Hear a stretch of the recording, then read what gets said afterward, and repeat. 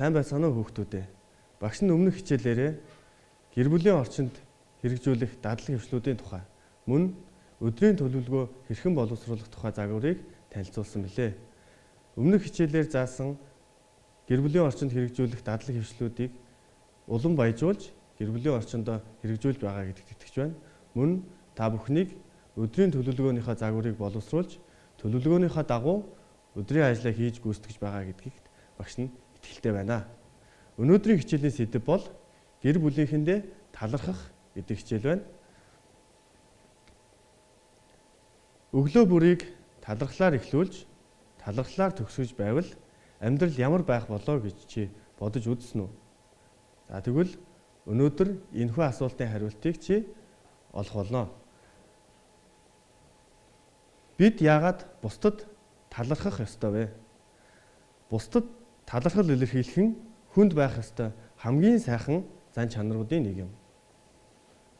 Ийм учраас бүх зүйлд чин сэтгэлээсээ талархал илэрхийлж энэ сайхан зан чанарыг өөртөө суулгаарай. Талархал аз жаргалыг бий болгодог. Хэрвээ чи хэн нэгэнд талархал илэрхийлвэл буцаад чамд яг тийм талархал эргээд ирэх болно. Тэгэхээр талархал нь бол аз жаргалын эхлэл болдог гэсэн үг. Талархал илэрхийлснээр эерэг уур амьсгал бий болно. Гэр бүлийнхэндээ ойр дотныхондоо байнга талархалаа илэрхийлснээр танай гэр бүлийн дотор халуун дулаан эерэг уур амьсгал, эерэг бодол сэтгэл бий болно гэсэн үг. Гэр бүлийн орчин эерэг байна гэдэг бол цаашид бүх зүйл эерэг сайхан болох нь тодорхой юм аа. Талархал илэрхийлэх нь зөвхөн сайн үр дагавартай. Талархлаа илэрхийлээд байвал чиний амьдралд дандаа эерэг сайн, эерэг үр дүнгууд гарна гэсэн үг. За ингээд амьдралдаа талархснаар дахин талархах олон сайхан зүйлийг өөртөө татах болно. Жишээ нь сайхан амьдралдаа талархвал сайхан бүхнийг өөртөө бий болгоно гэсэн үг. Хангалуун амьдралд талархвал хангалуун амьдралыг бий болгоно гэсэн үг.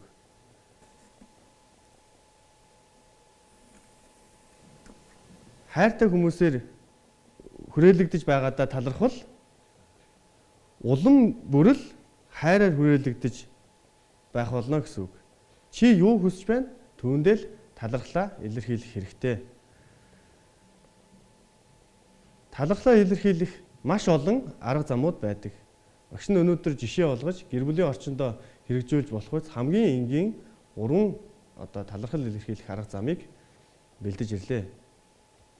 За эхнийх нь бол баярлаж талархснаа чин сэтгэлээсээ хэлэх.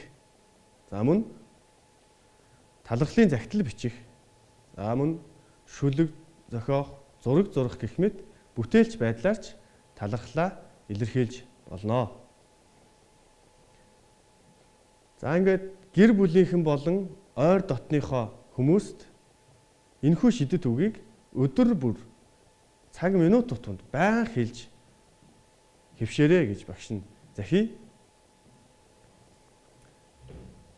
Хичээлийнхаа төгсгөлд Мистер Экхартийн хэлсэн та бүх амьдралынхаа туршид зөвхөн баярлалаа гэдэг үгийг л байнгын уншлага болгосон бол энэ танд хангалттай гэсэн сайхан үгээр хичээлээ дуусгая.